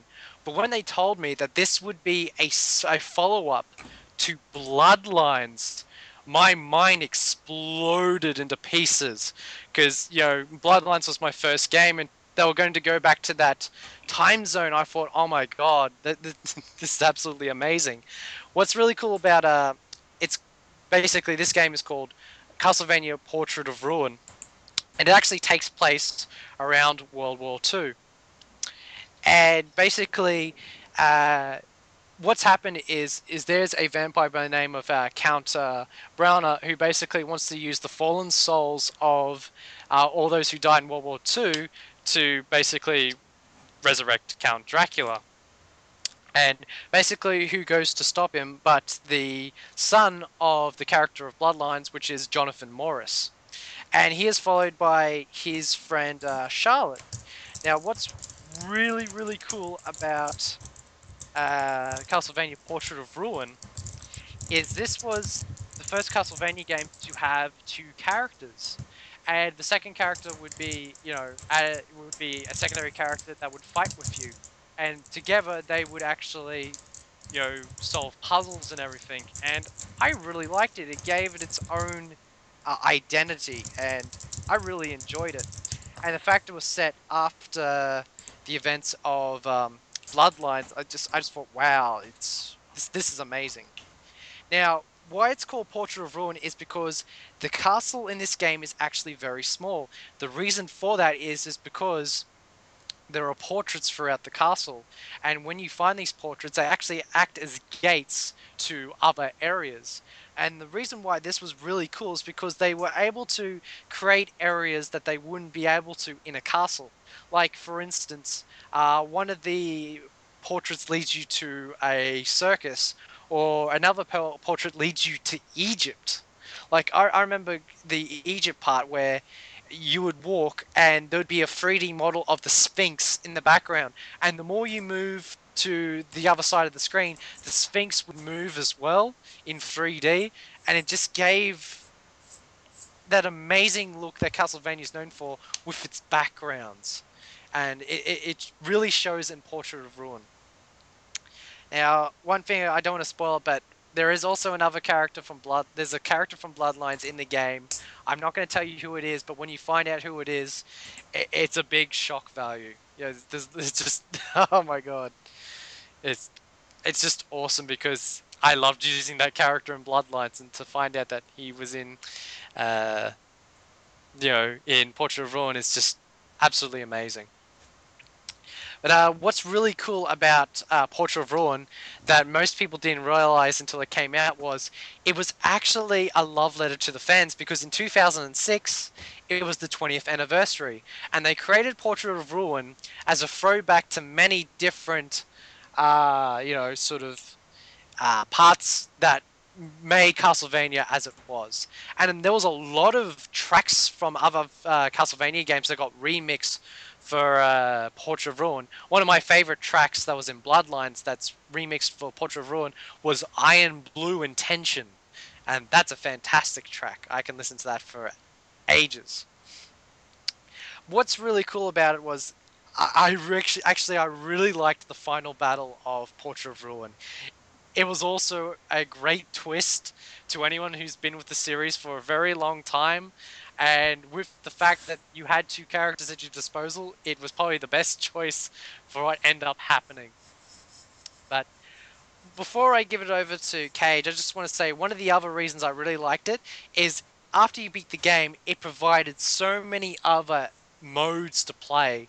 I don't want to get into it, but there's a mode for a Belmont character.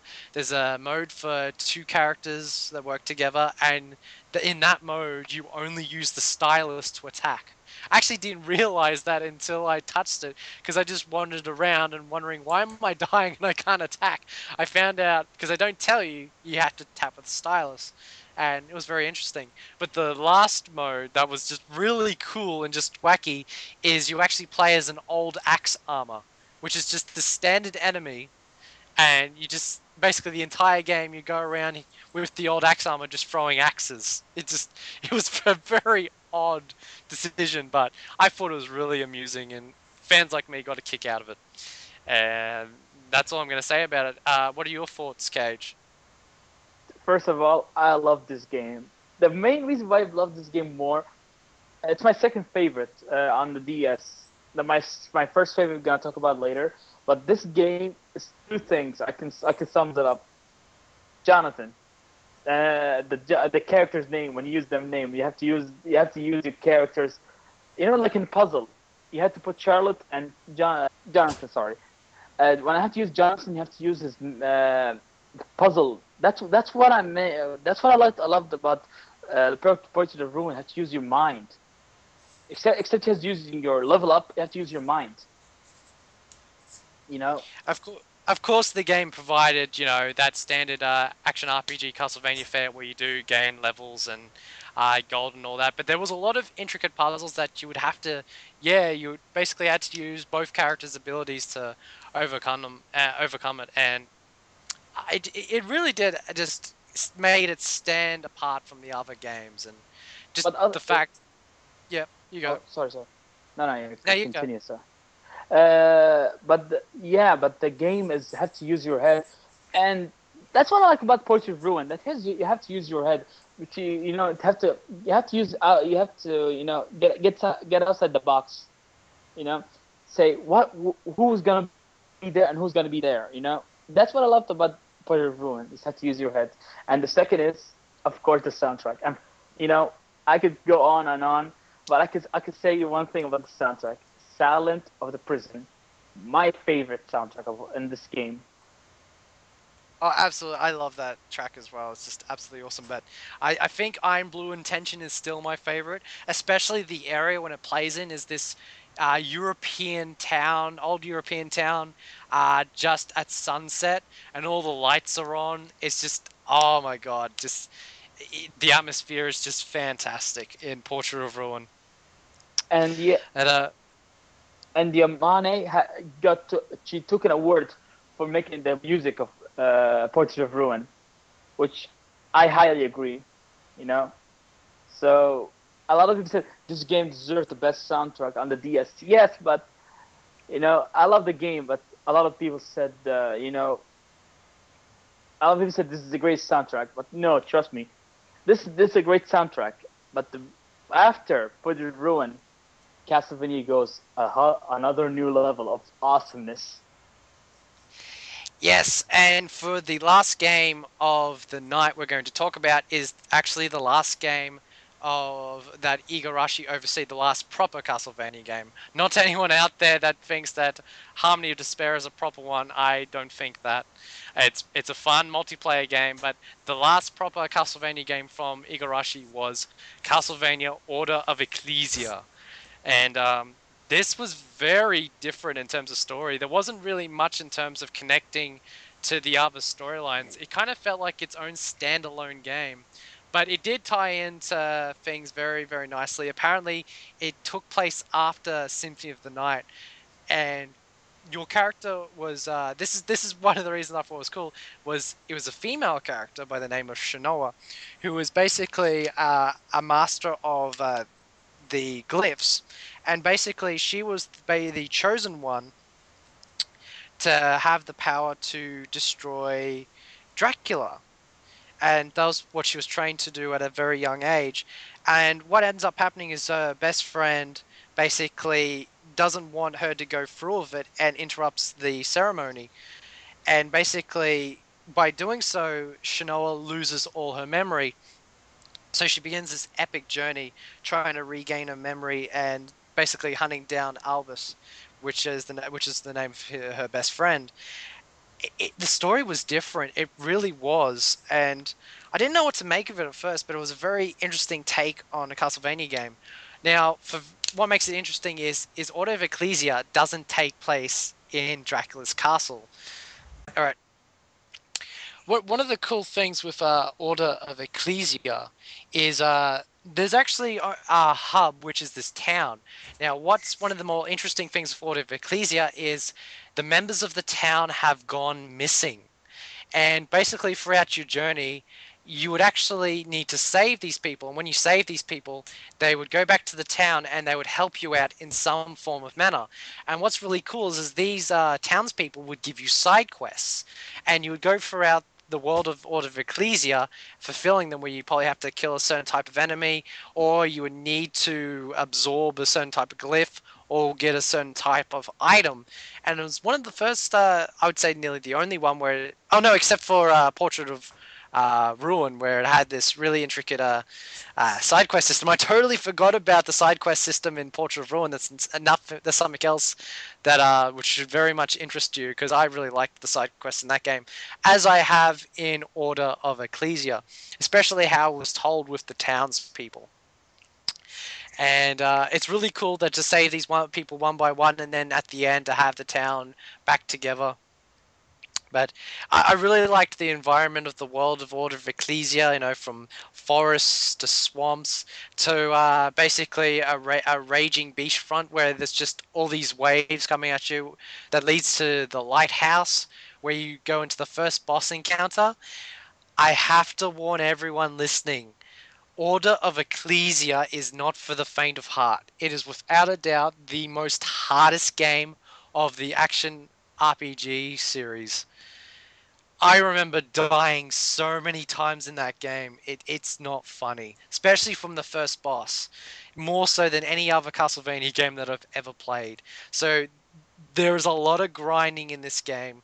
Definitely you have to absorb every glyph you can from enemies. See, unlike Dawn of Sorrow, where you would automatically get the souls, in Order of Ecclesia, you actually had to absorb them actually pressing a button. And if you didn't held it down, you would actually lose it. So, and at certain times, some enemies only allowed you to absorb at a split second, which caused great frustration, but a great challenge as well. So, it's a very interesting game for the Castlevania series, and like I said, they just took it in their own. It's kind of like they wanted to tell a story without depending on too much source material. Pretty much in that game was it was interesting. I don't want to spoil it because I was about to spoil it, but it just how everything turned out. It was very, very interesting, to say the least. And Shinoa was a very excellent character for to be in a Castlevania game. But before I rattle on or lose my train of thought, I'm going to give the floor to Cage. What do you think of Order of Ecclesia? Two things, actually. When you said it's the hardest Castlevania, and I agree completely, it took me literally 2 years to finish this game. Can you believe it? Wow. Yeah, I got to... It took me 2 years to finish this guy, and I won't spoil who was the boss, but I have to say that Order of Ecclesia takes number 3 in my hardest Castlevania universe as the hardest game. And the second is, and I won't spoil and it has the greatest boss theme ever made / boss battle I've ever played in Castlevania universe. This is my number 1 game, has to be in my boss battle. So, Order of Ecclesia just explodes with awesomeness. It shows you that DS could go anywhere with anything that you want, So 2 thumbs up. If I have 4 thumbs up, I will give it million thumbs up. Absolutely, it's a great game, but it's the most challenging of all the Castlevania action RPGs. So as long as you do that, one thing I shouldn't do this, but I feel like I should give everyone a hand at least. This is a very interesting trick I learned in that game. There's an item called a gold ring that increases the chance that the enemy will drop gold. What I did one day is I got a second gold ring and I equipped them together, and oh my god, you should have seen the money they dropped. And by the end of it, I had enough money to buy anything. And it's just one of those hidden secrets not many people will know about. But if you want to make the game a little bit easier, where you can buy potions and everything to help you in boss battles, just make sure you get 2 gold rings. It's a grind to get them, but it's worth it in the end. But one thing I got to agree on is the boss battles. Great again, very challenging, very challenging, and you needed to attack at certain times and you have to dodge at certain time. Like I remember one boss battle that you had to dodge water, and the water would come at different directions, and you need to place yourself in certain areas. And yeah, it was quite challenging. So, but one thing I just want to say before I end talking about Order of Ecclesia is it's actually got my favorite piece of music of the entire series in Order of Ecclesia. And this is Yamane's greatest achievement. And this basically, what happens is I've already spoiled that at the end of the game is the castle. And like Symphony of the Night, when you go into the castle, you're only met with the sound of high wind. And as you enter the doors, the greatest track in the series history, which is called an empty tone, plays. And I was absolutely blown away when I heard that. I thought that this is gaming music at its best. And if you want to know what I'm talking about after the podcast, type in Castlevania and empty tone and just listen to how awesome it is. What's really cool is it was widely regarded by lots of fans as one of the best pieces of music ever, and it's been remixed so many times. Someone got there's a rock version of it which was really good, an acoustic version. Someone actually got I don't know, they got the means to make a TurboGrafx music and actually made a TurboGrafx 16 version of an empty tone, and that's really cool as well. So definitely check it out, but definitely check out the soundtrack in its entirely because it's got some great music. But an empty tone is the best theme for Dracula's Castle ever. So any more thoughts before I finish up, Cage? Not really. That's it. And you know what? You should play the game because talking about the game doesn't justify the love of this game. Every game that we talk about today doesn't justify. You need to play the game. I keep saying that, but if you play the game, especially the empty tone, you're gonna see what he's talking about. Because I know this music, and this music is epic beyond belief. Beyond any recognition. If I heard it live in a concert, I could die a happy man. I could tell you that now. I wish I could, but yeah. So that's pretty much it. Talking about all Ecclesia and the games, all the action RPG series, in everything. So before we end the podcast, we're just going to give final thoughts about the action RPGs as a whole. If you like 2D gaming with great storylines, with great characters, with fun gameplay, with fantastic environments, with absolutely epic, death-defying boss battles, and with the best music in gaming history, then definitely give the Castlevania series a go. Even for the platforming games, give them a go because they're fun and very challenging, but they're fantastic as well. I'm just so happy that the 25th anniversary is upon us, and it just made me realize how much I love the series again and how much I want to celebrate it. And like I said, this weekend I've been playing little tidbits of the Castlevania games, and I remember playing Symphony of the Night, and I only wanted to play these games for like half an hour, but I got caught up in Symphony of the Night all over again. 30 minutes became 3 hours, and I was enjoying every minute of it. And so basically more just to tell you about the aesthetics of what people enjoy. If you like gothic environments, you like vampire lore, if you're a fan of Dracula but you haven't played Castlevania, I definitely say this is the best retelling of Dracula's story ever. I've seen him in movies and miniseries, I've read books. I still think Castlevania is the best interpretation of Dracula and the forces that wish to basically stop his evil ways. Especially in Symphony of the Night. In Symphony of the Night, his character is so different. In most of the Castlevania games, he's the force of all evil. But in Symphony of the Night, there's another side to him that stands out from the other games, and I found really surprising. But yeah, and I could go on and on, but we need to draw to a close, and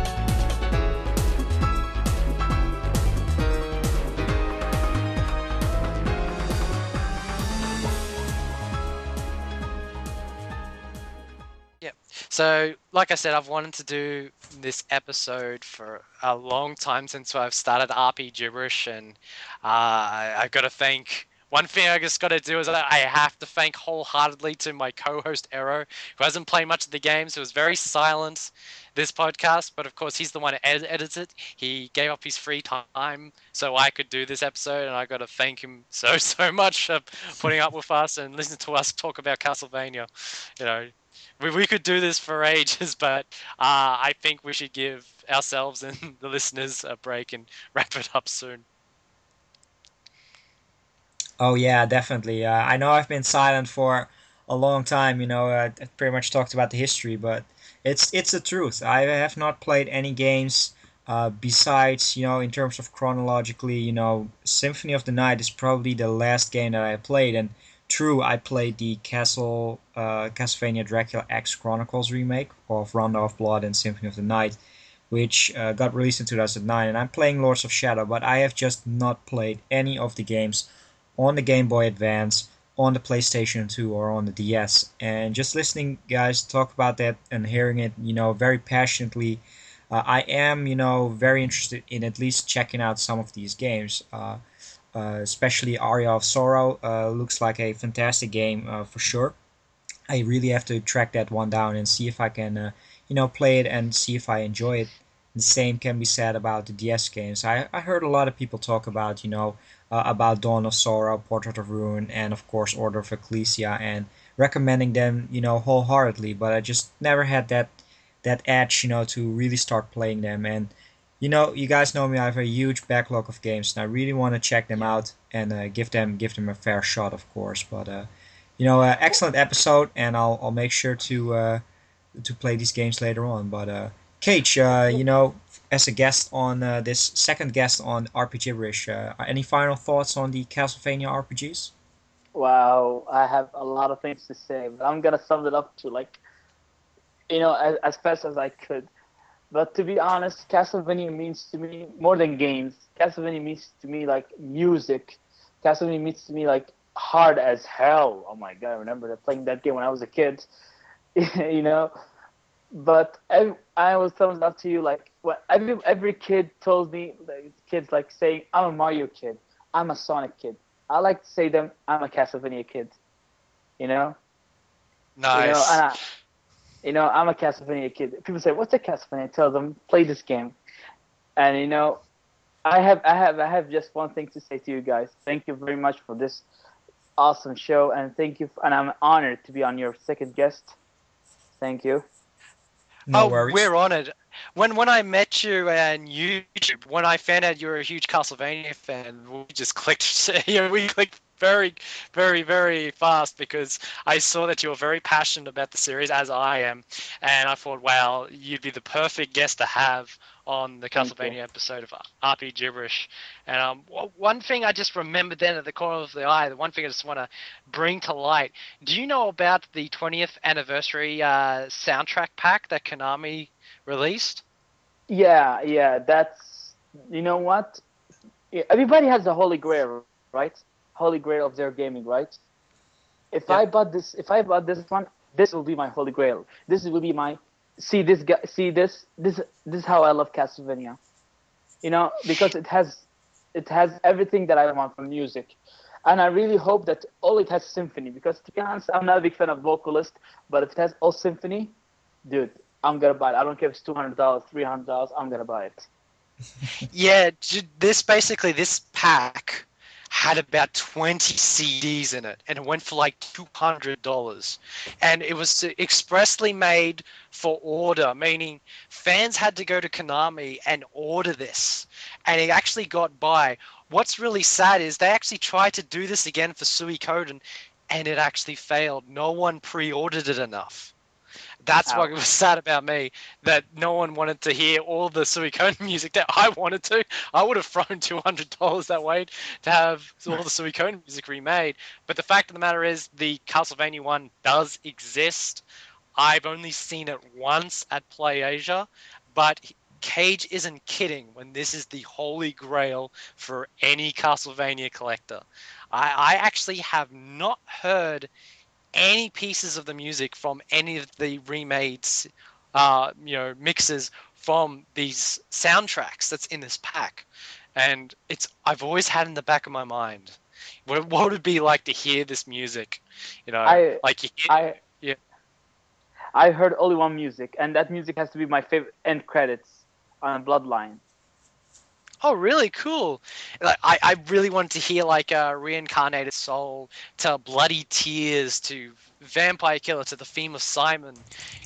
All these great tracks, I can go on. But if I'd one day, like on my travels, whether I browse the internet or when I intend to go to Japan one year, if I see that, I reckon I'll be stunned and mesmerized. But yeah. Yeah. All right. Thanks to Aero, he just basically sent me a link, and I found out it's actually not 20 discs than I remember. It's actually 17 and a DVD, but still, that's massive. And it's nearly about 19 hours of Castlevania music. My God, that that is the holy grail of any Castlevania collector's collection. I hope to one day own it. There's another link here. He's a pusher. Arrow's tempting me. $230. Jeez, oof. I don't have that money lying around. But I could, I do you could, know what? If I don't get it, I'd be glad if Cage gets it. That'd be all right with me. but there's a problem. I need to get Persona too, and I really need to get a lot of RPGs this month. So I don't know what should I do. I'll give you my answer when I make a. I don't know, because that's the last thing I could do, and the price is good, but I'll try. Yeah, it's actually really good. It's just a bit more than what it originally cost. So, but yeah, I don't have the money to do that. I've got so much planned in the next month. But it's just so cool to see that thing still exists, and At it's least, still around. yeah. So, any final thoughts to you? I was actually going to say the same thing, but I beat ya. yeah. All right. Well, Castlevania, what can I say? It's just this great world that's created by Konami. It's my second favorite Konami. If you're a fan of RPGs, you're a fan of 2D games, you're a fan of platformers, you're into, you like Dracula, and you want to hear this wonderful universe that they've created for him, and the Belmont family, and just all these fun wonderful characters, and Michiru Yamani's music, and Ayumi Kojima's artwork. It's just all these wonderful aspects that just works into why I love Castlevania, and definitely give it a try. you know, if you haven't already, just around this time within this week or this month, whenever you can, make sure you play one of these wonderful Castlevania games. I have one thing to say to Castlevania, and it's really honor to say it, but I need to say it now. Happy birthday to you. Happy birthday to you. Happy birthday, Castlevania. Happy birthday to you. well done indeed. A happy 25th anniversary to Castlevania. I know tomorrow that I'll be making a video where I'll be showing off all my collectibles and telling stories how I all got them in depth. And I knew I was going to say that I was going to tell you how to get these games at the end of the podcast. I'll actually wait till my video. I'll upload that video. As the time of when this will be uploaded, it would have already been uploaded last Monday, which would have been the 25th anniversary of Castlevania. But one of the funniest things for this year is to celebrate the 25th anniversary of Castlevania. I actually bought a whip, and it's hanging around in my game collection and looks really cool. It's actually only a cheap $10 whip, but it gets the job done. You just need a headband, and that's it. I got that Japanese headband I had from my Persona 4. Oh yeah. Dude, you just need to go outside and walk into the people and wait for the moonlight and say, "What a horrible night to have a curse." What is that fool doing? It's Castlevania! Ah! You know what? A lot of people say to this, and I have to agree. Castlevania has the cheesiest line ever made, and I'm damn proud to say yes, it is, and it's awesome. And yes, I'll get into that at the very end. I think we're gonna end it there. You know, I hope you celebrate the 25th Castlevania with the way you want to. You know, I'm really hoping to see some epic videos of other fans celebrating their love for the series. But, please, let them do that. Yeah, I can't wait to see if it's already hasn't happened since the recording of this podcast. But that's it for this podcast, and I'm going to say once again thank you to Cage 137. Quickly before we go, just talk about your YouTube channel and where people can find you. Well, my YouTube channel is Cage137. You can find me on the description box, and I really talk about an RPG, underrated RPG. And if you're a fan of underrated RPG or Castlevania in general, or any old school games, please check out my channel. And really have to thank Aero and RPG Swagman. Thank you. I can even say it. I can say it even 10 times. Thank you, guys. And I'm honored to be in Castlevania 25th anniversary video. Thank you. Oh, no problem. It's our pleasure, believe you me. And I also got to say again, thank you to Aero for helping set this up.